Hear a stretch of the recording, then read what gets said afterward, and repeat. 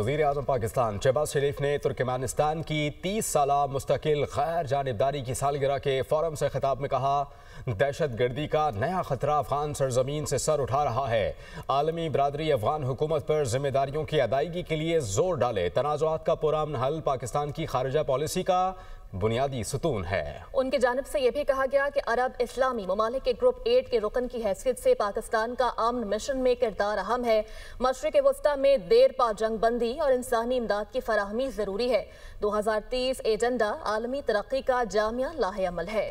वज़ीर-ए-आज़म पाकिस्तान शहबाज शरीफ ने तुर्कमेनिस्तान की 30 साला मुस्तकिल गैर जानिबदारी की सालगिरह के फोरम से खिताब में कहा, दहशत गर्दी का नया खतरा अफगान सरजमीन से सर उठा रहा है।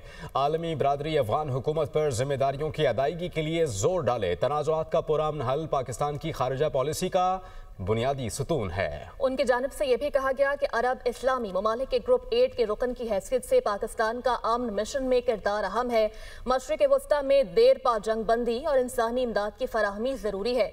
2030 एजेंडा आलमी तरक्की का जामिया लाहे-अमल है।